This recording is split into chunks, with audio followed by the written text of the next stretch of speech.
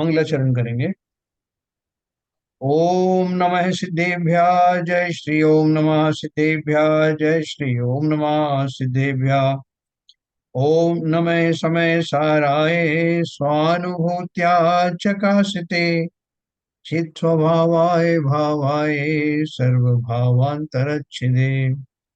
मंगलम भगवान वीरो मंगलम गौतमो गणे मंगलम कुंद कुंदाद्यो जयंदर्मोस्तु मंगलम।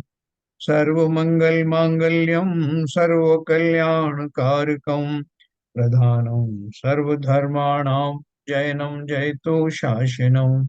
जैनम जयतु शासनम जैनम जयतु शासनम।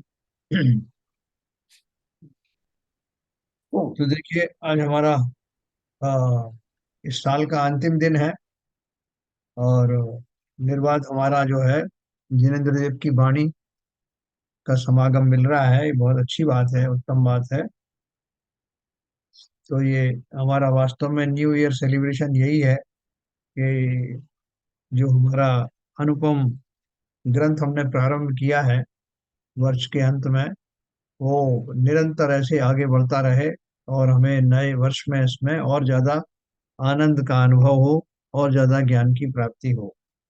तो इसलिए आज का दिन सार्थक है। बहुत सारे कुछ लोग बोल रहे थे कि आज छुट्टी रख दें, तो मैंने छुट्टी क्यों रखना।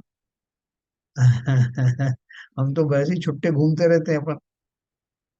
बहुत मुश्किल से तो जिनवाणी माँ की अंकुश में आते हैं। तो चलिए अभी अपन आगे चलेंगे। कल अपन ने देखो बड़ी सुंदर बात पढ़ी थी समय सभी सार को ग्रंथ। जय नहीं साहब। जय जय साहब जय। समय सार ग्रंथ के ऊपर हमारी जो चर्चा चल रही थी उसका जो पहले ही किंचित गाथाओं में हमको ये बात की पता लगा कि इस जीव ने काम भोग आदि की चर्चाएं तो अनंत काल से सुन रखी हैं, समझ रखी हैं, उसमें आकृष्ट हुआ है। उससे उस पाश से अब तक निकल नहीं पाया। लेकिन उसमें इतना अभ्यस्त है कि उसको वो बहुत सुलभ लगती है, बहुत सरल लगती है, क्योंकि बहुत चिरकाल का अभ्यास है। इसलिए हमें जब आत्मा के बारे में सुनते हैं, अपने स्वरूप के बारे में जानते हैं, तो हमें विश्वास सा नहीं होता कि सर्वथा जिसे मैंने सदा काल अपना माना, जिस स्वरूप को मैंने अपना मान करके इस संसार से बैर आदि मोल लिए, वो सारा स्वरूप ही गलत था। मेरा मान्यता ही गलत थी। तो ये तो ऐसा हो गया कि जैसे मैंने बहुत काल से किसी शत्रु को मित्र मान करके उसके साथ व्यवहार किए, और किसी ने मुझे अचानक शक से बोला कि ये जो तुम्हें मित्र जैसा दिख रहा है, ये मित्र नहीं है, ये तुम्हारा शत्रु है। तो हमें सहज में विश्वास नहीं होता। हम उसके कार्यकलाप को ऊपर ऊपर से देखते हैं तो हमें तो ये लगता है कि ये हमारा परम मित्र है। लेकिन जब बहुत गहराई में जाते हैं तो हमें मालूम पड़ता है कि ये मित्र नहीं, वास्तव में शत्रु ही है। और इस अपेक्षा से है कि जो मुझे अपने स्वभाव में ना लौटने दे, किसी ना किसी मुझे काम में अटकाए रखे, तो वो वास्तव में मेरा मित्र तो हो नहीं सकता। तो इसी प्रकार से अनादिकाल से जीव जो भोग बंधन की कथाएं जो बात कर रहे हैं, काम भोगादि की कथाएं जो बात कर रहे हैं, वो मैं शरीर के निमित्त से ही भोगा करता हूँ। और चूंकि शरीर को मैंने अपना मान रखा है या अपना स्वरूप मान रखा है, इसलिए मुझे उसमें निर्बाध रूप से ऐसी ही श्रद्धा होती है। लेकिन जब आचार्य ने हमें सचेत किया कि भैया तुम मूर्ख मत बनो, ये तुम जिस पर श्रद्धा कर रहे हो वो तुम नहीं हो, ना ही वो द्रव्य तुम्हारा है। तुम तो इस सब से विलक्षण हो। और जो तुम हो उसमें तो ये काम भोग आदि जिनसे तुम सुखी होने की कल्पना कर रहे हो, इसका कोई स्थान है ही नहीं। क्योंकि ये महज कल्पनाएं हैं, ये मानसिक भोग हैं मुख्य रूप से, जिसको हमको लगता है कि मैंने भोग रहा हूँ, आनंदित हो रहा हूँ, और शरीर के माध्यम से भोगता हूँ, और शरीर मैं हूं नहीं, ना शरीर मेरा। इस बात को बहुत अच्छे से उन्होंने समझाया है।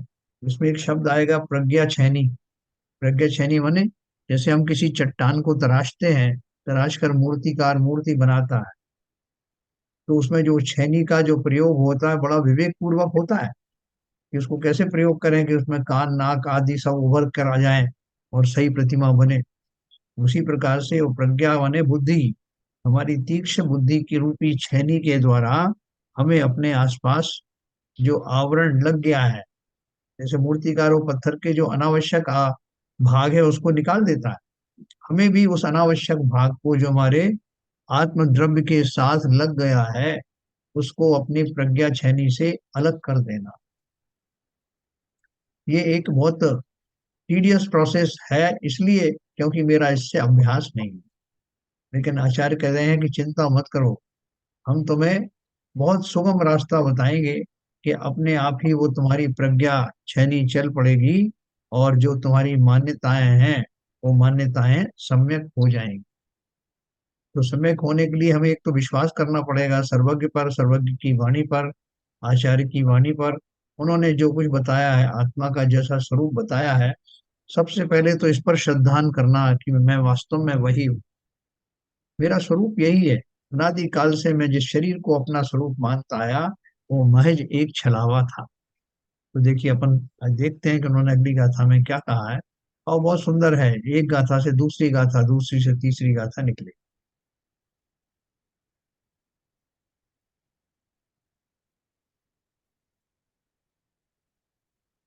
है ना, अपन ने ये गाथा पढ़ी थी। इस लोक में सर्व जीव संसार रूपी चक्र पर चढ़कर पंच परावर्तन रूप भ्रमण करते, वहां उन्हें मोह कर्मोदय रूपी पिशाच के द्वारा जोता जाता है। इसलिए वे विषयों की तृष्णा रूपी दाह से पीड़ित होते हैं और उस दाह का इलाज इंद्रियों के रूपादि विषयों को जानकर उनकी ओर दौड़ते हैं तथा परस्पर भी विषयों का ही उपदेश करते हैं। है ना, जैसे मैंने आपको पहले बताया था ना कि जो जो पतंगा होता है वो कहीं भी अग्नि को देखता है तो उसकी तरफ खिंचा चला जाता है और वहां जा करके अपने प्राण गंवा देता है, इसमें जल करके मर जाता है। लेकिन उसको देख कर भी दूसरे पतंगे जो उससे सबक नहीं लेते वो भी वही करते हैं। तो इसी प्रकार से बोल रहे हैं कि ये विषयों की तृष्णा रूपी दाह से पीड़ित होते हैं मोह के कारण, और उस दाह का इलाज, ये मुझे बहुत ज्यादा घबराहट लगती है, मुझे सुख पाने की इच्छा होती है, अभिलाषा होती है, तो मैं कहाँ भागता हूँ, भोगों की ओर भागता हूँ कि इनसे मेरे कष्ट निवारण हो जाएंगे। तो ठीक उस पतंगे की तरह मैं उस इच्छा रूपी ज्वाला में भस्म निरंतर होता रहता हूँ। परस्पर भी विषयों का ही उपदेश करते हैं।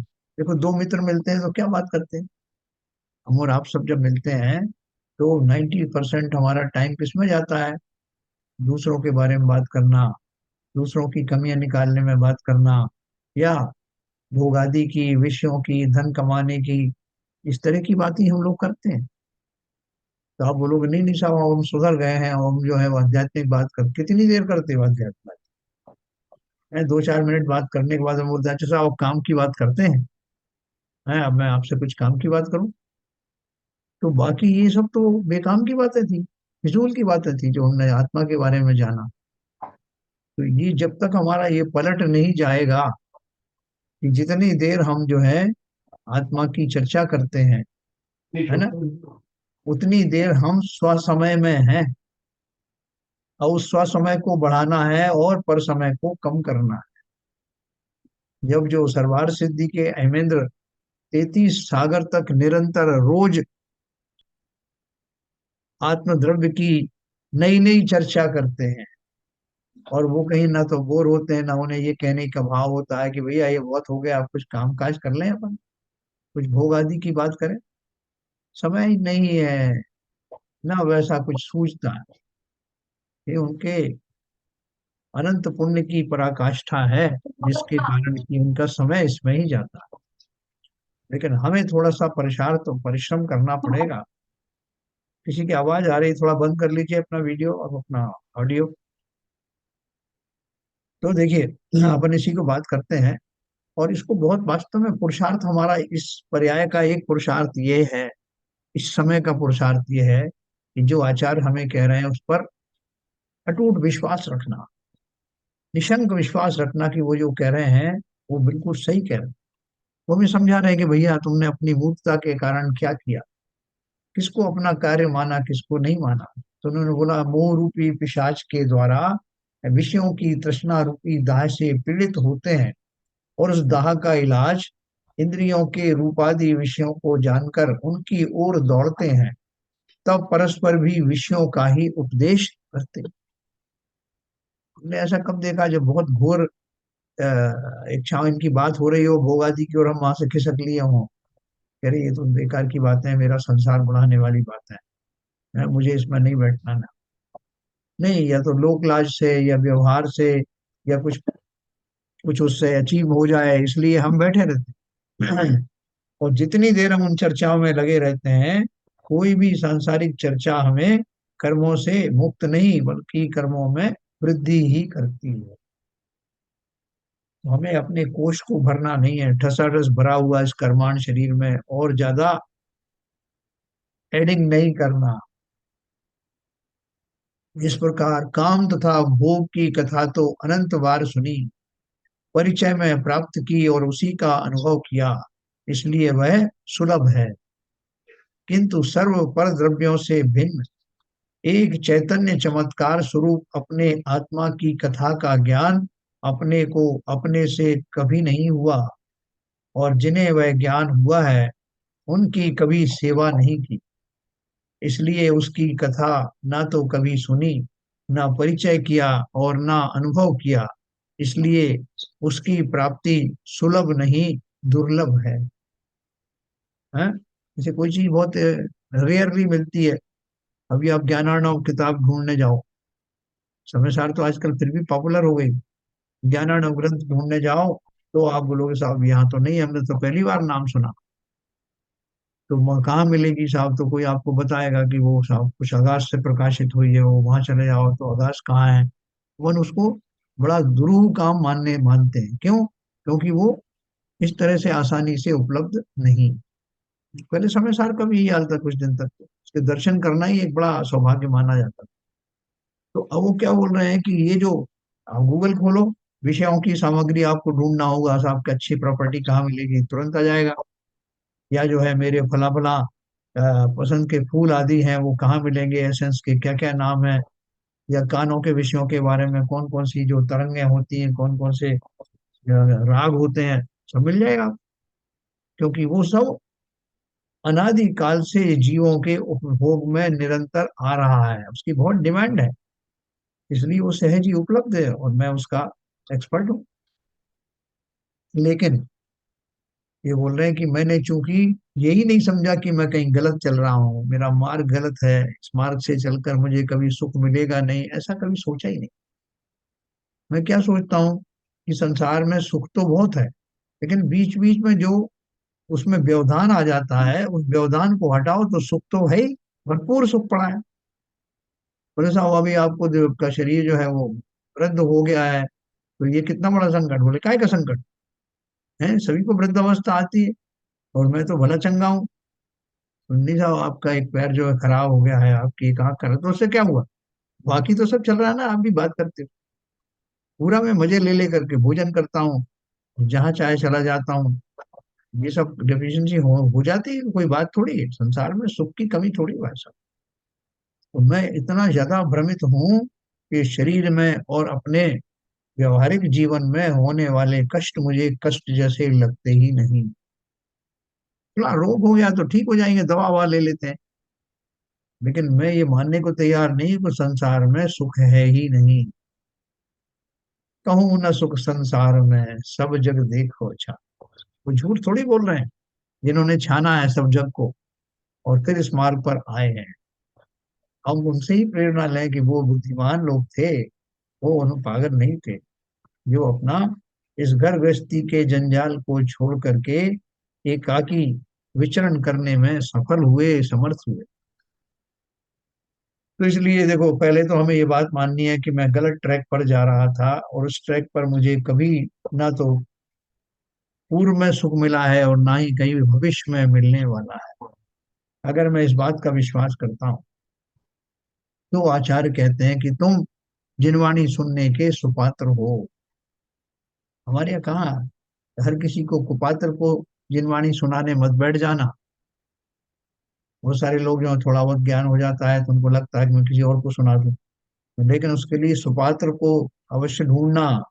अगर वो कुपात्र है तो न केवल आपका प्रयास निष्फल होगा, बल्कि उस व्यक्ति का द्वेष और बढ़ जाएगा। हर किसी को उपदेश देना नहीं। जो सुपात्र है, जिसको वास्तव में उस वाणी को सुन करके थोड़ा किंचित उसको अच्छा लगता है, उसी को आप आगे बढ़ाना। हर किसी को अरे गरे को नहीं देना। जिनवाड़ी ऐसी चीज नहीं है इसको इधर उधर फेंक दो। बहुत समझ सोच करके उन्हीं व्यक्तियों से चर्चा करना जो इस योग्य हैं। तो इसलिए उन्होंने कहा, सर्व पर द्रव्यों से भिन्न एक चैतन्य चमत्कार स्वरूप अपने आत्मा की कथा का ज्ञान अपने को अपने से कभी नहीं हुआ। मैं इतना बड़ा ज्यादा अज्ञानी तो हूं नहीं उन घटनाओं को लेकर के, जैसे किसी के बाल देख लिया सफेद तो वैराग्य हो गया है, नीलांजना का नृत्य का भंग हुआ तो वैराग्य हो गया, बादलों का जो है बिखरना देखा तो वैराग्य हो गया। क्योंकि मैं अभी इतना निपुण नहीं हुआ है संसार के उन संकेतों को समझ करके संसार की क्षण भंगुरता का आभास हो जाना, अभी मेरे अंदर में ऐसी सामर्थ्य प्रकट नहीं हुई। लेकिन बोल रहे हैं ये संभव है। कैसे संभव है? कि परद्रव्यों से भिन्न एक चैतन्य चमत्कार स्वरूप अपनी आत्मा की कथा का ज्ञान अपने को अपने से कभी नहीं हुआ, और जिन्हें वह ज्ञान हुआ है उनकी कभी सेवा नहीं की, इसलिए उसकी कथा ना तो कभी सुनी, ना परिचय किया, और ना अनुभव किया, इसलिए उसकी प्राप्ति सुलभ नहीं दुर्लभ है। मतलब देखो, है तो सुलभ। हमारे आसपास कितने ज्ञानी हैं, उन ज्ञानियों के पास में उनकी सोहबत में मैं अगर रहूं, निरंतर उस दिशा को सही मानूं, उनकी अनुमोदनाएं करूं, तो मेरे लिए सुलभ है। लेकिन चूंकि मैं करता ही नहीं, वैसा भाव ही नहीं आता, इसलिए दुर्लभ है। अब आचार्य कहते हैं कि इसीलिए जीवों को उस भिन्न आत्मा का एकत्व बतलाते हैं। वो आत्मा भिन्न कैसे है और एकत्व का अर्थ क्या है ना, ये अपन को इस गाथा में समझेंगे। जो अपन ने पढ़ा ना, दर्शाऊं एक विभक्त को आत्म तने निज विभव से, दर्शाऊं तो करना प्रमाण, ना छल ग्रहो स्खल ना बने। इसी की गाथा थी ये। तम एयत विहतम दाये हम अपनो सभी वीण, जदि दाये जपमाणो चुक्के ज छलम पुणाघे तत्वम, तमेकत्वमिक्वक्तं दर्शयेयमात्मनः स्वविभवेन, यदि दर्शयेयं प्रमाणं स्खलेयं छलं न गृहीतव्यम्। इसका अर्थ क्या है? उस एकत्व विभक्त आत्मा को मैं आत्मा के निज वैभव से दिखाता हूँ। यदि मैं दिखाऊं तो प्रमाण करना, और यदि कहीं चूक जाऊं तो छल नहीं ग्रहण करना है। बहुत सारे लोग क्या करते हैं कि उन्होंने किसी ने कोई बात कही, उसकी बाल की खाल निकालते हैं और उसमें से अपने मतलब की बात निकाल लेंगे। जैसे किसी ने कहा, भाई साहब आलू खाना जो है वो ठीक नहीं है, इसमें बहुत हिंसा होती है, उनको मत खाओ। अब मुझे तो खाना है ना आलू। तो मैं लोगों से कहा, देखो साहब, फला फला पंडित जी ने भी एक बात कही थी, आचार्य भी कहते हैं कि आलू खाने में दोष है, लेकिन आलू की सब्जी का मना नहीं किया। देखो आप कहीं भी लाइन में लिखा हो आलू की सब्जी, तो फिर बोले इसका मतलब ये है कि उसको खा सकते हैं। हाँ, ऐसी बहुत सारी चीजें हम लिख देते हैं उसमें। जैसा उसमें लिखा है कि रात्रि भोजन का निषेध है, तो रात्रि भोजन का निषेध का अर्थ ये है कि रात्रि में बैठ करके नहीं खाना, लेकिन रात्रि में बना लो, सुबह खा लो। और भी बहुत सारे अपन उसमें बारीकी ऐसी निकाल लेते हैं जो हमारे काम की होती। तो वो क्या बोल रहे हैं, आचार्य कह रहे हैं कि उसमें छल ग्रहण मत करना। जो मैं तुम्हें कह रहा हूँ उसको उसी स्पिरिट में लेना, उसमें से कोई संधि निकाल करके और काम मत करने लगना अपना। बोले रात्रि किसे कहते हैं? बोले साहब अंधकार हो जाता है उसे रात्रि कहते हैं। बोले अरे अभी तो हेलोजन जल रही है, तो काय का अंधेरा? ऐसा बहुत सारे लोग जो है उसके अंदर में जो निकालते हैं छल, और उसको सोचते हैं कि इसमें से ये निकाल लूंगा और ये कहूंगा कि आगम में ऐसा लिखा है। तो किसको छल रहे हैं?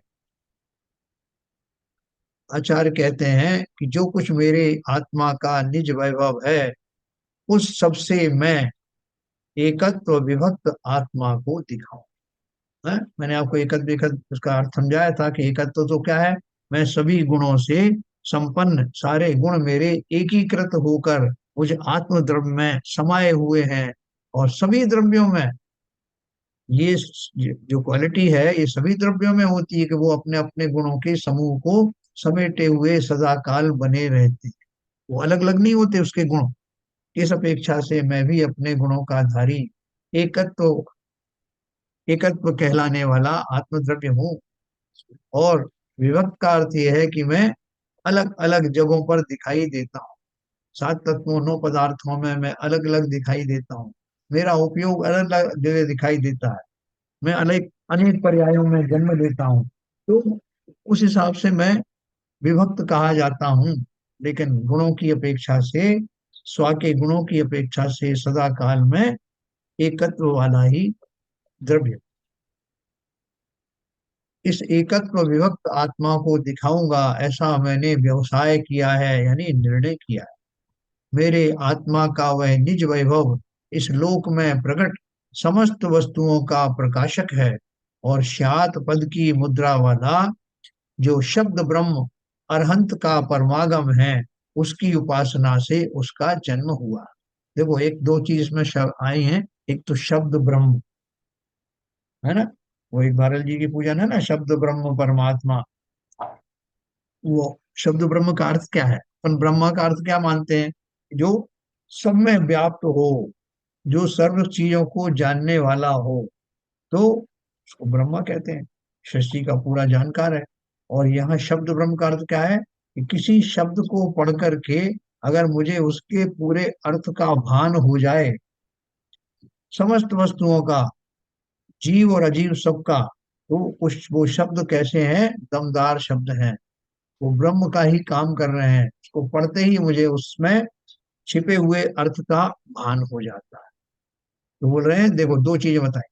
मेरे आत्मा का वह निज वैभव इस लोक में प्रकट समस्त वस्तुओं का प्रकाशित है।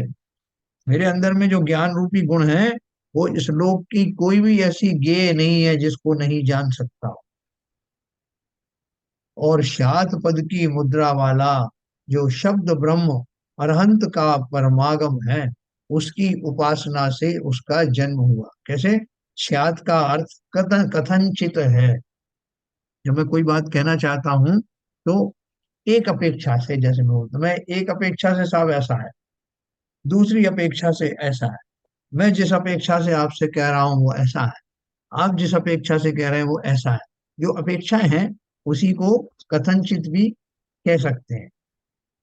बजाय इस अपेक्षा से कहने का मतलब कथनचित ऐसा है, कथनचित वैसा है।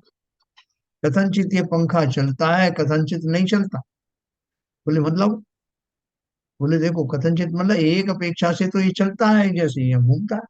लेकिन दूसरी अपेक्षा से, जैसे हम चलते हैं, रेसिप्रोकेटिंग एक्शन में, वो तो नहीं चलता। तीसरी बात ये है कि जब इसको सप्लाई नहीं होती तब नहीं चलता। चौथी बात ये है, जब ये खराब हो जाता तो नहीं चलता। तो अलग अलग अपेक्षाओं से कहा, और जब ये सारी चीजें मिल जाती तो ये चलता। तो ऐसे जो अपेक्षाएं हैं, जिन्हें अपन नए भी कहते हैं, वो सारी चीजें श्यात वाणी में आता है। श्यातवाद इसी को कहते हैं। और उसको, उसके लिए या तो कथनचित शब्द लगाते हैं या श्यात शब्द भी लगाते हैं। तो ये कथनचित तो काफी पॉपुलर है, श्यातवाद के अंतर्गत आता है, और अपन अपेक्षा भी कह देते हैं। तो बोल रहे हैं कि ये शब्दों में इतनी ताकत है कि मैं एक ही वस्तु के अनंत गुणों को कहने में समर्थ हूँ। जिस समय मैं एक उसका धर्म या गुण बता रहा हूँ, उस समय सामने वाले को ये भी पता लग जाता है कि ये जो गुण बता रहे हैं ये तो एक है। कहते हैं लास्ट बट नॉट लीस्ट है, मैं आखिरी में बोल रहा हूँ लेकिन इतना भर ही नहीं है। तो इसलिए ये जो शादवाद है, इसको न केवल समझना है, इसका प्रयोग भी अपन कर सकते हैं भली प्रकार से। बोलचाल की भाषा में, व्यवहार में, से लोगों को बुरा नहीं लगेगा कि ये जो कह रहे हैं, इसका इनका कहने का अर्थ दूसरा है। और वो दूसरा अर्थ भी ये बताने वाले हैं कि किस अपेक्षा से कह रहे हैं। आप देखो वो जो आते हैं ना, ट्रेनर आते हैं आजकल इंडस्ट्रीज में, तो वो ट्रेनिंग देने वाले जो है वो लोगों से पूछते हैं, ऑडियंस में बड़े बड़े जैसे किसी इंडस्ट्री में आते हैं, तो वो जितने वहाँ पे बड़े सीनियर मैनेजर्स वगैरह इकट्ठे होते हैं, उनसे वो कुछ प्रश्न पूछता है। तो बोलो साहब इसका अर्थ क्या है? तो उस किसी ने एक अर्थ बताया, दूसरे से पूछता आप बताइए यार, तो उसका अर्थ देखो साहब ये बता, किसी को गलत नहीं बोलता, फिर साहब बोलता आपने बिल्कुल ठीक कहा, हाँ अगला आप बताइए आपने भी ठीक कहा, फिर चौथे ने भी ठीक कहा, बोले सबने ठीक कहा तो फिर वो जो गलत क्या है? कुछ ना कुछ तो डिफरेंस है ना। फिर वो उसको समराइज करता है, और समराइज करके उन सारी अपेक्षाओं को मिला करके कथन करता है कि आप इसलिए ठीक हैं कि आपने उसको ऐसे कहा, आप इसलिए ठीक हैं कि आपने इस भाव से कहा। उसी प्रकार से ऐसा समन्वय शायदवादी जो व्यक्ति हैं, वो ऐसा समन्वय अपने जीवन में किया करते हैं, जिसमें सबकी बात भी समाहित हो जाती है, और हमारा जो मूल मंतव्य है वक्ता का, वो कह पाने में समर्थ होता है। इसका प्रयोग कर सकते हैं अपन सब। और आप देखेंगे कि हमारे जो शब्द निकलते थे, जो हमारी वाणी में जो आता था, पहले लोग बहुत बुरा मान जाते थे, लेकिन अब जब से हमने उस चतुराई से उसका प्रयोग ये करना शुरू किया है, तो सब संतुष्ट रहते हैं। मुझे भी अच्छा लगता है, मैं किसी की बात भी नहीं काटता हूँ। ये चतुराई शादवाद द्वारा जिनवाणी ने हमको दी है। शाद का अर्थ कथनचित है, अर्थात किसी प्रकार से या किसी अपेक्षा से कहना।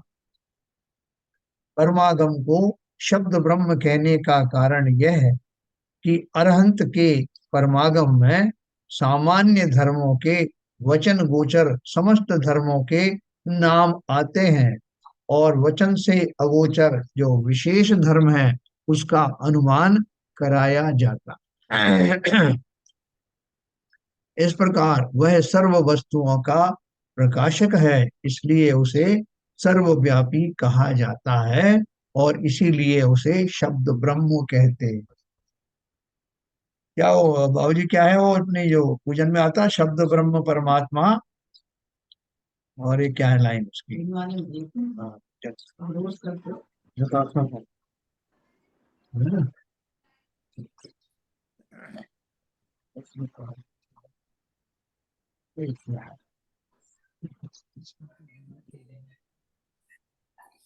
सिद्ध पूजन में शायद सिद्ध पूजन में, हाँ देव होगा शायद। सतगुरु पूजा में, देव देव शादी। सतगुरु की पूजा है वो। हाँ, अच्छा। 59 पे। शब्द ब्रह्म परमात्मा, कुछ ऐसा ही है, कुछ आगे क्या मुझे भी याद नहीं। हमारे मामा जी को बहुत पसंद है वो। हम्म। शुद्ध ब्रह्म परमात्मा, शब्द ब्रह्म जिनवाणी, हाँ। शुद्धातम साधक दशा, नमो जोड़ जुगपाणी। तो शुद्ध ब्रह्म परमात्मा और शब्द ब्रह्म जिनवाणी, परमात्मा के द्वारा, परमात्मा जो कि शुद्ध है बुद्ध है, उनके द्वारा कही जाने वाली जिनवाणी शब्द ब्रह्म है। क्यों है? कि उस उन शब्दों के द्वारा समस्त लोक में प्रचलित वस्तुओं के धर्मों के बारे में विस्तार से बताया जाता। जिनवाणी के माध्यम से, उसमें आने वाले शब्दों के माध्यम से, मैं 90% जो द्रव्य मुझे दिखाई देते हैं या इंद्रिय गम्य हैं, वो तो समझ में आ ही जाते हैं। उसके बियॉन्ड जो इंद्रियों से ग्रहण नहीं किया जाता, वो ऐसी आत्मा के बारे में भी जानकारी मिल जाती है। जब मैं कभी योग आदि की बात करता हूँ, शरीर आदि की बात करता हूँ, शरीर कहते ही मेरे सब समझ में जाता है कि शरीर का अर्थ क्या है। 84 लाख योनियों में जो जीव रहते हैं, उनके जो औदारिक शरीर है उसको शरीर कहते हैं, उनके अंदर जो तेजस शरीर है उसको शरीर कहते हैं, उसके अंदर कर्माण शरीर उसको शरीर कहते हैं। तो शब्द सुन करके ही मैं उसके अर्थ तक पहुंच जाता। 99% तो जो प्रत्यक्ष में दिखाई देता है, और या उनको किसी न किसी तरह से इंद्रियों द्वारा ग्रहण किया जाता है, जो ज्ञान का विषय बन जाते हैं, वो शब्द, वो शब्दों के द्वारा पकड़ में आ जाते हैं। गाय कहते ही मुझे गाय का रूप आ जाता है, गाय के सब गुण मेरे ख्याल में आ जाते हैं। लेकिन इसके अलावा जो वस्तुएं दिखाई नहीं देती, जो इंद्रियों से अगोचर हैं, जैसे आत्मा, वो भी उन शब्दों के माध्यम से पकड़ में आती हैं। जिनवाणी में बताया, आत्म द्रव्य बताया। तो अब उसकी व्याख्या करने के बाद मैं समझ गया कि जब जब आत्मा शब्द आता है तो मैं निहाल हो जाता हूं, मैं उसके मूल अर्थ तक पहुंचने में समर्थ हो जाता हूं। इसलिए शब्द मामूली नहीं होते, है ना। आपकी जो ध्यान करवाते हैं तो ध्यान में क्या बोलते हैं? अहम ब्रह्म, नहीं अरंत हूँ, मैं ये हूँ, ये मैं हूँ, शुद्ध निराकुल सिद्धों सम, एक तो ये कहते हैं। और लौकिक ध्यान में कहते हैं कि मैं स्वस्थ हूँ, मुझे कोई रोग हुआ ही नहीं, समस्त रोग ठीक हो गए। शब्दों में इतना सामर्थ्य है। किसी से अच्छे शब्द कह दो तो आपके चरणों में गिर पड़ेगा, किसी से आप कठोर वचन बोल दो तो आपसे दूर चला जाए। इतने शब्द कितने सशक्त होते हैं। तो इसलिए उन शब्दों के, जिन कथित जिनवाणी के द्वारा कहे हुए उन शब्दों में उतना सार्थकपना है कि वो जिनेन्द्र देव के कहे हुए वचनों को हमारे सम्मुख खोल देते हैं। इसलिए उसको शब्द ब्रह्म का की संज्ञा दी गई, है ना। ये शब्द ब्रह्म का अर्थ ही है। परमागम को शब्द ब्रह्म कहने का कारण ये है। इस प्रकार वह सर्व वस्तुओं का प्रकाशक है, इसलिए उसे सर्वव्यापी कहा जाता है और इसीलिए उसे शब्द ब्रह्म कहते हैं। समस्त विपक्ष अन्यवादियों के द्वारा ग्रहित सर्वथा एकांत रूप नए पक्ष के निराकरण में समर्थ, अति निस्तुष निर्वाद युक्ति के अवलंबन से उस निज वैभव का जन्म हुआ है। हाँ? बाकी के जितने भी जो धर्म हैं उनमें उन्होंने क्या किया है? एकांत पक्ष का ग्रहण किया। जैसे हम बोलते हैं कि आत्मा नित्य भी है अनित्य भी है, तो दूसरे धर्मों में कोई धर्म तो कहेंगे नहीं नहीं वो तो नित्य ही है, अनित्य का सवाल ही नहीं। और कोई बोलेगा वो तो अनित्य है, जैसे बौद्ध धर्म में बताया गया सब कुछ अनित्य है। तो सिर्फ एक जैन सिद्धांत दर्शन ही ऐसा है जो उनमें समन्वय कराता, कहता है कि आत्मा कथनचित नित्य है, कथनचित अनित्य भी है। आप में से कोई बताएंगे कि कथनचित अनित्य कैसे है? बताओ। पारियार्थिक पर्याय पर्याय दृष्टि से अनित्य है। पर्याय दृष्टि से अनित्य है। क्योंकि अलग अलग पर्यायों में रहती है, तो जिस पर्याय को छोड़ता है उसमें अपन कहते हैं कि जीव मर गया है। तो किस अपेक्षा से मर गया? कि उसका जो वर्तमान पर्याय है वो समाप्त हो गई, लेकिन मूल रूप से वो जीव तो मरा नहीं, इसलिए नित्य भी है। तो ऐसे बहुत सारे उदाहरण हैं आपको, जो आपको इसके बारे में बताएंगे कि कैसे नए, दोनों नयों का ग्रहण करके हमारा जो अनेकांत धर्म है वो अनेकांत रूप से है, एकांत रूप से नहीं। उन्हीं गुणों में या विपरीत गुणों में रहने वाला समस्त द्रव्य उसके जो विपरीत गुण भी हैं, ये साकार गुण भी हैं, दोनों एक साथ निवास करते हैं। जैसे मैंने आपको पंखे का उदाहरण दिया ना, ये चलता भी है नहीं भी चलता, जीव नित्य भी है अनित्य भी है। अपेक्षाएं बता दो तो बिल्कुल सिद्ध हो जाता। इस प्रकार वह सर्वस्तुओं का प्रकाशक है। तो ये बोल रहे हैं, और निर्मल विज्ञान घन आत्मा में अंतर्लीन परम गुरु सर्वज्ञ देव और अपर गुरु गणधरादिक से लेकर हमारे गुरु पर्यंत उनके प्रसाद रूप से दिया गया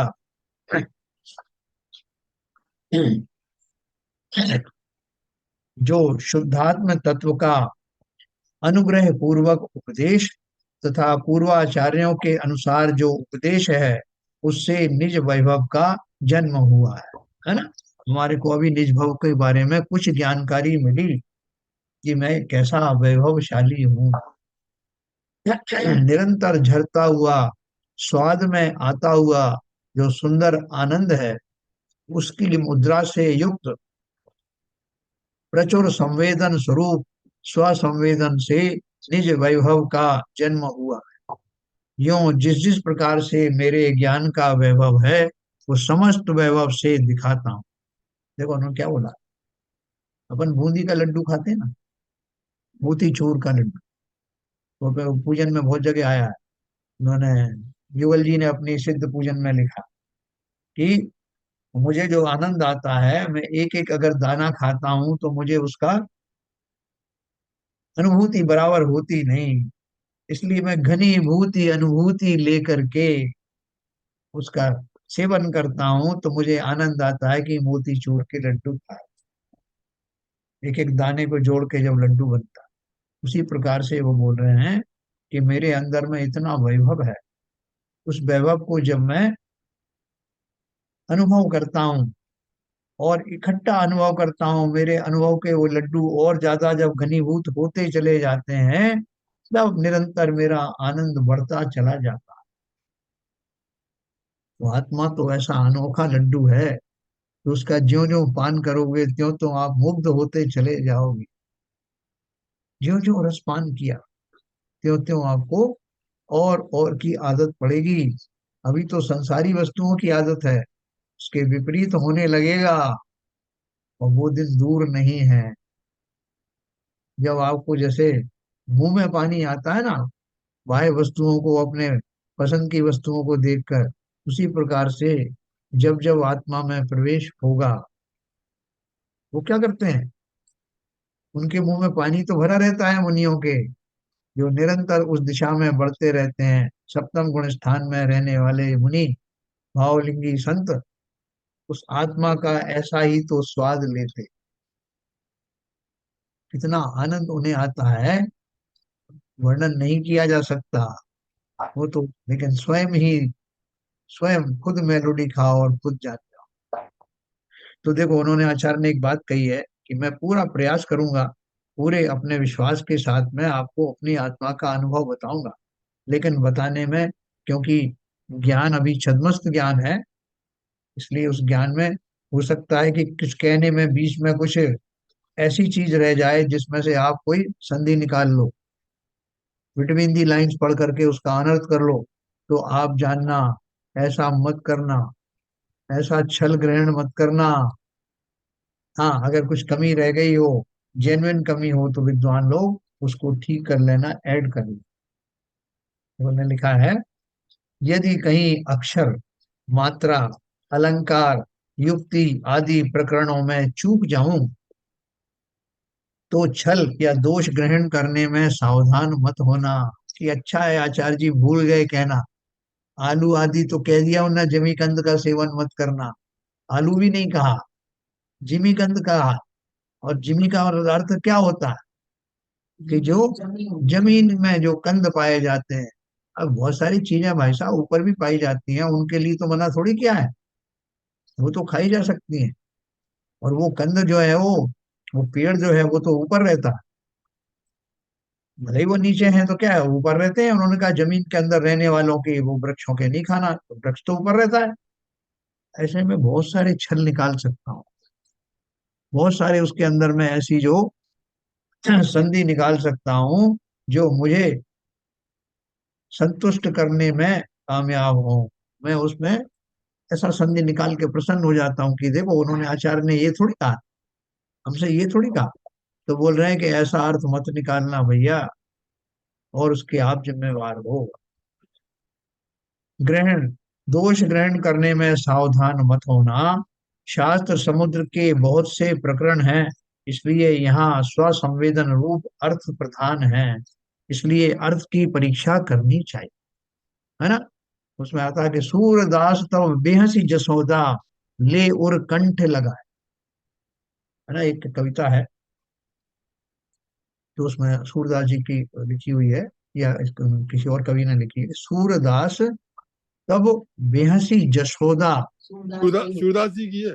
सूरदास जी के ले और कंठ लगाया, तो उसका अर्थ क्या है, कि सूरदास जी ने, तब सूरदास जी ने कहा कि तब हंस करके यशोदा जी ने कृष्ण को गले लगा।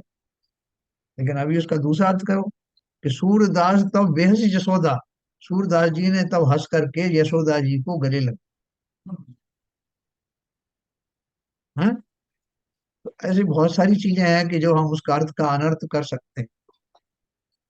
क्या है कि वो आ, कौन तिलक घिसे और तिलक करें रघुवीर, वो एक आता ना, वो एक पद्य आता है उसमें वो तिलक करे रघुवीर, तो वो उसका भी ऐसी अर्थ लोग निकाल लेते हैं। तो ये बोल रहे हैं कि बहुत सावधान किया उन्होंने कि भैया मैं तो पूरी कोशिश की है कि मेरे अलंकार, मेरे अक्षर, मेरी मात्राएं सब बिल्कुल सही हों, लेकिन फिर भी अगर कोई जरा सी चूक कहीं हो जाए तो उसका उल्टा अर्थ मत निकाल लेना। बहुत सावधानी से पहले ही कह दिया है। जैसे एक अर्थ है कि बोलते हैं कि संसार में आत्माएं अजर अमर हैं, वो कभी मरती नहीं, तो वो ना काटी जाती है, ना वो मारी जाती है, ना गलाई जाती है, ना कुछ, सब तरह से आत्मा जो है सुरक्षित है। तो वो बोले कि हम भी सब जीव द्रव्य हैं, हम भी वैसे कभी मरते नहीं। तो बोले कि फिर आलू खाने में क्या दोष है भाई साहब? हैं, आलू आदि जो कंद हैं, उनके अंदर में जितने जीव हैं, आपने ये भी बताया कि उनकी आयु कितनी होती है, एक सांस में 8-10 बार, इतनी जल्दी जल्दी मरते हैं और जीते। उसमें मेरा क्या दोष है? अगर वो मेरे मुंह में से होके गुजर रहे हैं और वो अपने आप ही मर रहे हैं, अगर मैं नहीं भी खाता तब भी वो तो मर ही जाते ना, वो फिर जिंदा हो जाते। तो मैं तो उनको दोनों तरह की फैसिलिटी दे रहा हूँ ना, कि भैया बाहर जन्म मरण कर रहे थे, मेरे मुंह में करो ना। तो उसमें मेरी क्या दोष है? और आप कहते हो कि ये नहीं खाना, वो नहीं खाना, इसमें दोष काय का दोष? तो ये मैंने जो उसमें जो दोष निकाला, रागवश निकाला। मेरा आशय में मैं कपट में था, छल द्वारा मैंने ऐसा अर्थ निकाला जिससे कि मेरा, वो मेरे जो गृद्धताएं हैं, अनुराग है वस्तुओं के प्रति, वो भी बना रहे, और मैं कह सकूं मैं आगम के अनुसार कार्य कर। तुमसे पूछा कि भैया बिल्कुल सही कहा आपने कि आपके मुंह में होंगे हैं तब भी वो मर रहे हैं, बाहर होते तब भी मरते। लेकिन उसमें एक आता है एक प्रश्न कि अगर अगर आपसे कोई कहे कि भाई साहब मेरी पत्नी को बच्चा होने वाला है, तो आप जो है अपना घर में थोड़ा व्यवस्था कर दीजिए, थोड़ी देर के लिए इसे जच्चा खाना बना दीजिए, तो आप अलाउ करेंगे? तो फिर बोले नहीं नहीं यार, मैं तो अलाउ नहीं करूंगा। तो फिर दूसरा आया, बोले साहब आपने उसको तो मना कर दिया, मेरा एक छोटी सी प्रॉब्लम है, मेरी एक दादी है, बहुत बूढ़ी है, वो उसको मरणासन्न है, मैं चाहता हूं कि आपके घर में ही वो प्राण छोड़े और यहीं उसकी सब क्रियाक्रम किया जाए। बोले अरे रे क्या कर रहे हो, ये यहाँ नहीं होगा ये सब। तो बोले ऐसा ही है, जब आप अपने घर को जच्चा खाना और है शमशान नहीं बनाना चाहते, तो ये मुंह में रख करके आप वही तो कर रहे हो। यही वो जन्म लेंगे, यही वो मरण को प्राप्त होंगे, जच्चा खाना और मृत्युशैया सब यहीं पर मौजूद हो जाएगी। तो क्या आप चाहोगे कि ऐसा हो? दूसरी बात कि वो जो वस्तुओं का मैं सेवन करता हूँ, तो इनके प्रति होने वाला विशेष अनुराग, वो मेरे रागादि में वृद्धि करता है। इतना मैं रागी हो गया कि वो मरे या जिए मुझे उससे कोई मतलब नहीं, मुझे उसका स्वाद आना चाहिए। और यही वो स्वाद लेने की जो मेरी अभिलाषा है, वही तो बंध का कारण बनती। तो इसलिए जो कुछ भी बताया जाया है आचार्य कुंद कुंद ने, या जो भी समर्थ आचार्य हैं, उसका सही अर्थ समझना। अब मैं आपको 4 लाइन और पढ़ूंगा, फिर अपन समाप्त करेंगे। भावार्थ उसका क्या दिया है?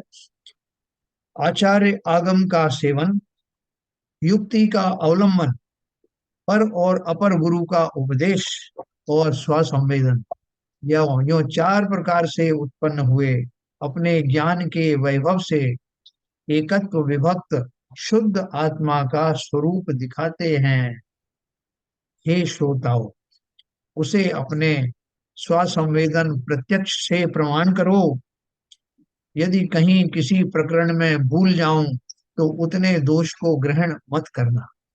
कहने का आशय यह है कि यहाँ अपना अनुभव प्रधान है, उससे शुद्ध स्वरूप का निश्चय करो। है ना? ये देखो उन्होंने 4 चीजें बताई हैं, ये जीवन में गांठ बांध ले। आगम का सेवन, जो किताबें जो दी हैं आपके, आगम जो दिया है उसको गली प्रकार से पढ़ना। युक्ति का अवलंबन, उसमें आपको कुछ प्रश्न उठेंगे तो अपनी युक्तियों का विवेक से निर्धारण करना कि इसमें 2 चीजें हो सकती हैं, इसमें से ये सही है या ये सही है। जैसे किसी ने बोला कि वो भगवान इस संसार का करता है, या ये संसार स्वयं ही चलता है। तो इसमें से कौन सी युक्ति लगती है? तो किसी ने कहा नहीं साहब, ये तो दोनों चीजें हो सकती हैं। कोई भगवान नाम का व्यक्ति है, उसने एक सुपर कंप्यूटर बना दिया, चीजें चल रही।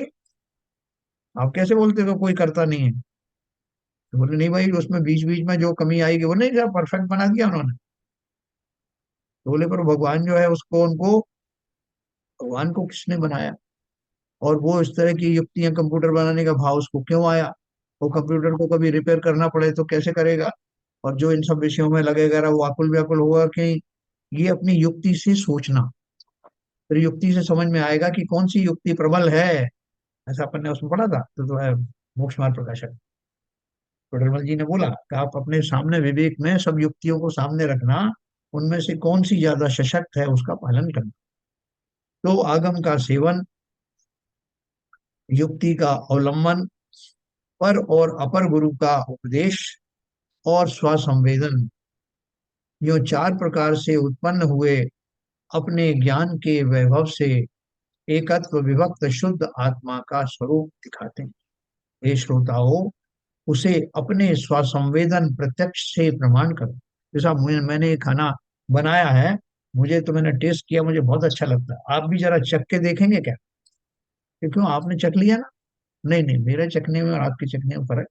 खाना आपको, मैंने आपके लिए बनाया, इसलिए आप उसको चख के बताइए कि ठीक है कि नहीं। तो उन्होंने क्या कहा आचार्य ने, कि मैंने अपनी पूरी ताकत से ये सब शब्दों की रचना की है, उसे आप अपने स्वसंवेदन प्रत्यक्ष से, यानी उस संवेदन से उसको पढ़ करके, अगर आपको वैसा ही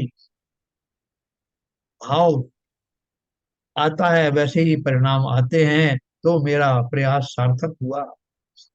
यदि कहीं किसी प्रकरण में भूल जाऊं तो उतने दोष को ग्रहण मत कर। है? कहने का आशय यह है कि यहाँ अपना अनुभव प्रधान है, उससे शुद्ध स्वरूप का निश्चय करो। अपने अनुभव है, खुद खाओ खुद जान जाओ। देखो एक पर लाइन है अपर जो में, अपन अपर कल। का क्या मतलब है भाई साहब? किसका? पर अपर। हाँ, मैं अभी आगे वाली गाथा में आएगा पर अपर का, मैं आपको अर्थ बताऊं। तो देखो अब यहाँ प्रश्न उठता है कि ऐसा शुद्ध आत्मा कौन है जिसका स्वरूप जानना चाहिए। इसके उत्तर स्वरूप गाथा सूत्र आचार्य कल कहें। मैं आपको पर अपर और ये सब बहुत अच्छे ढंग से, जैसा कुंदाचार्य तो वही थे, उनके सदृश तो हम क्या हो सकते हैं, और उनकी जिन्होंने टीकाएं की हैं उनका भी हम कहाँ मुकाबला कर सकते हैं। ये जो कुछ अपने छोटे से छद्मस्त ज्ञान में आया है, सूक्ष्म ज्ञान में आया, उसको कहने का प्रयास मन कर कर। हाँ। तो बात भाई साहब इसका मतलब ये हुआ जी, कि अपना विवेक जरूर लगाना पड़ेगा। बिल्कुल बिल्कुल बिल्कुल। बिना विवेक के, बिना लॉजिक के, बिना उसके किसी की बात मान लेना वो सार्थक नहीं है। एक सबसे बड़ी बात एक लगाना, अगर भी हम अपना विवेक का प्रयोग करें तो दो बातें अगर आपके पास में, उनमें से एक जो है वो वीतरागता वाली है, और एक जो है राग वाली है, तो उसमें से हमेशा उसकी तरफ जाना जिसमें वीतरागता का पोषण किया गया। बहुत सिंपल बात। सही बात। जब आप ऐसा करेंगे तो कहीं आप जो है फंसेंगे नहीं। इष्ट तो हमारा वही है ना। हाँ, है ना? तो इष्ट अपन से बोलेंगे। भटक इष्ट से भटक जाएंगे तो फिर सही रास्ते पहुंच ही नहीं पाएंगे। बिल्कुल बिल्कुल। वितरागता अनुभव करवाती है, और वो वितराग के अलावा कोई अनुभव होता नहीं है। तो विवेक से भी नहीं, बुद्धि नहीं लगती इस चीज में, अनुभव काम आता है। खुद का अनुभव, स्व अनुभव करो। बिल्कुल बिल्कुल। देखो, तो अनुभव के बाद में, फिर अपना अनुभव करने के बाद में विवेक आया ना। विवेक आया कि मैंने इस आत्मा का अनुभव किया और मुझे बड़ा आनंद आया। मैंने जो विषयों का भोग इतने सालों तक किया, मुझे वैसा आनंद नहीं आया। तो वो स्वसंवेदन जो है वो प्रामाणिक है कि मैंने खुद अनुभव किया है भाई साहब, दूसरों से क्या कहूँ। जैसा आप बोल रहे हो आत्मा ऐसी है वैसी है, और आपने, आपको पता है कि आपने अनुभव किया, कि मैंने बिल्कुल अनुभव किया है, इसलिए मैं, प्रत्यक्ष प्रमाण है वो, इसलिए और कोई युक्ति काम नहीं आई। चाहे स्व क्योंकि अनुभव में विवेक की बात शायद नहीं होती होगी, क्योंकि विवेक वहां लगता है जब बुद्धि लग रही है। बुद्धि नहीं लग रही है, सहज अनुभव हो रहे हैं। ये बिल्कुल सही है, आपने एकदम सही कहा। अनुभव होने के बाद में पहले आपने विवेक पूर्वक उसमें अपना मन लगाया, तब जी आपने उसको अनुभव करने की आपने जो है संकल्प किया कि बिल्कुल मैं जी। एक बार अनुभव करके देखूंगा। यहाँ हाँ तक आपने विवेक लगाया, बुद्धि लगाई, हाँ और जब वो अनुभव हो गया तो वो आपके लिए प्रामाणिक हो गया। हाँ अब वो अगला विवेक का कार्य बनेगा, जब आपसे कोई कहेगा कि आत्मा में कुछ नहीं धरा भाई साहब, असली तो ये माल खाने पीने में ही है, तब आप कहेंगे, विवेक पूर्वक कहेंगे कि मैंने इसका अनुभव किया है, मैं जानता हूं कि ये इसका अनुभव क्या है और ये विषयों का अनुभव कैसा है। विवेक भी अनुभव के सर आधार पर ही किया जाता है। सर बिना अनुभव के विवेक भी नहीं होता। विवेक जब होगा जब आपके अंदर उतना अनुभव होगा, उस विषय की जानकारी होगी। और हाँ, विवेक भी तो अनुभव के आधार पर होता है ना। मतलब ये दोनों ऐसा चीजें हैं। हाँ बोलिए। ऐसा हाँ बोलिए। देखिए, अगर सिस्टमेटिकली लॉजिक से जाएं हाँ तो सबसे पहले अपना विवेक काम करना चाहिए। हाँ हाँ विवेक से हमें चयन करना है उसके कौन से दृष्टांत में वीतरागता है, कौन से में नहीं है। उसका चयन करने के बाद आप उसको श्रद्धान करेंगे, उसको धारण करेंगे। जब श्रद्धान करेंगे, धारण करेंगे, तब उसका अनुभव होगा। जब उसका अनुभव हो जाएगा तब हम सही रास्ते पे चलेंगे। फिर अगर कोई कहता है कि ऐसा नहीं है, खाओ पियो मस्त रहो, उसी में सब कुछ है, तो वो जो विवेक स्वरूपी अनुभव है, तब आप कहेंगे कि नहीं, ये चीज सही है, इसमें वीतरागता है। क्या मैं सही हूं इस लॉजिक में? हाँ, नहीं बिल्कुल सही कह रहे हो आप। देखो, जो स्वसंवेदन की बात जो कर रही हैं नीरजा जी, वो बिल्कुल सही बात है कि स्वसंवेदन जिस समय हुआ उस समय विवेक की जरूरत नहीं है। तो मैं भी बोलूँ, आप फिर उसके बाद अपना कंक्लूड करें। हाँ बोलिए। हाँ, तो मैं ये बोल रहा था कि जैसे सीबी जैन साहब ने बोला, एक हद तक सही है, लेकिन मेरा थोड़ा उसमें भेद है। जी। क्योंकि देखो, अनुभव और ये जो विवेक जब ही आता है जब आपकी कसाएं जो है सही हो। हाँ, क्योंकि जब तक आपकी कसाएं सही नहीं है तो आप तर्क का कुतर्क कर देते हो। हाँ, क्योंकि कसाई एक ऐसी चीज है कि आपके विवेक को भी दबा देती है। Yes yes. क्योंकि आप उस चीज को सोचते नहीं। क्योंकि हम बहुत सारे डिस्कशन देखते हैं, बहुत जगह देखते हैं, तो आदमी जहां उनका अपना स्वार्थ जुड़ जाता है तो उनके तर्क चेंज हो जाते हैं, नहीं शैलेंद्र उनके जी, विवेक भी चेंज हो जाते हैं। शैलेंद्र जी, मैं एक हाँ, मिनट पूरी बात कहना चाहता हूँ, सीबीएन साहब, तो पूरी बात कहना चाहता हूँ। तो हाँ और हाँ, मेरा वही है कि मतलब ये जो जो भेद करने की बात जो बोल रहे हैं आचार्य जी, तो भेद जब ही आएगा जब हमारे पास में जो पहला जो है अपना कि अपने जो कसाय हैं जो है शांत हैं और सब है, तो विवेक भी उसी तरह से हमारा विवेक जो है फिर हम आत्मा में कर पाएंगे या उसको सही उसमें सोच पाएंगे। और नहीं तभी आपने हमारा वो हाँ, ठीक है, आपने मेरा मेरा स्टेटमेंट हो गया। मेरा मतलब यही था कि भाई मतलब साहब, हाँ। भाई साहब मैं एक देखिए, बात बताऊं। आपने बाबूजी, जो शैलेंद्र जी आपने जो बात कही 100% सही है। मैंने ये प्रिज्यूम करके चला हूं कि जिस समय आप विवेक से काम ले रहे हैं, उस समय आप राग और द्वेष से दूर होके और उसका उसका आप और स्व और पर का भेद ज्ञान करके तब हाँ, फिर विवेक तो से आप स्टेटमेंट काम सही हो लें। जाएगा। फिर तो आपका स्टेटमेंट सही है, फिर नहीं, स्टेटमेंट सही मैंने है। मैंने उसको डेटम मान के चला हूं। अच्छा। जब जब आप राग देश से युक्त हैं तो स्व का और पर का आप भेद कर ही नहीं सकते हैं। बिल्कुल वो सही है ये। विवेक वो समझे? तो सो विजय पर विवेक वो मर बिल्कुल जाता है सही है। ना, बोलते हैं जब, तो जब भाई विवेक साहब, मर जाता है तो मैं किस बात पे स्ट्रेस कर रहा हूं कि सबसे पहले विवेक काम आएगा। विवेक से आप सही और कौन किस में बीतरागता है, किस में नहीं है, उस स्थिति को आप पहले आइडेंटिफाई करेंगे। और वो जब ही कर पाएंगे जब आप राग और द्वेष से दूर बैठे हुए हैं। राग और बिल्कुल। द्वेष से अगर मुक्त नहीं है तो आपका विवेक काम ही नहीं करेगा। आपने बिल्कुल सही कहा कि आप दूसरी डायरेक्शन में चले जाएंगे। यहाँ पॉइंट जो था वो विवेक की बात हो रही थी। विवेक पहले आएगा कि अनुभव पहले आएगा? तो पहले विवेक आएगा, उसका विवेक से आपको श्रद्धान होगा, तब उसको आप धारण करके अनुभव करेंगे और अनुभव करके फिर आप अपने स्वयं में लीन होंगे। नहीं ये सही मेरा है। कहना है। नहीं भाई साहब, बिल्कुल। भाई हाँ, साहब, अनुभव के दो अनुभव माने दो चीजें हैं। अनुभव शब्द का अर्थ दो जगह है। एक अनुभव एक अनुभव होता है आप आपके स्वयं के किए हुए कार्यों से जो आपको प्रैक्टिकल पता लगता है। एक अनुभव वो कि आपका जो स्वसंवेदन, मतलब कहने का कि उससे क्या एहसास, अनुभव माने जैसे किसी को अभी गर्म चीज है, उसको हाथ लगाया, मालूम पड़ा गर्म गर्म लग रही है। और एक अनुभव ये होता है कि जो हमने जो पूरी लाइफ में जो हमने जिस सोबत रहे, जो साथ पढ़े, जो स्वाध्याय किया, उससे हमें क्या एक्सपीरियंस हुआ। तो जब तक उस जिस क्षेत्र में हम कर रहे हैं, वितरागता में जा रहे हैं, हम किसी बात को विवेक का निर्णय ले रहे हैं, तो उस टॉपिक पर उस संदर्भ में हमको पहला अनुभव अवश्य है, तभी हम विवेक पर सोच सकते हैं। मेरा मेरा अपना व्यू है।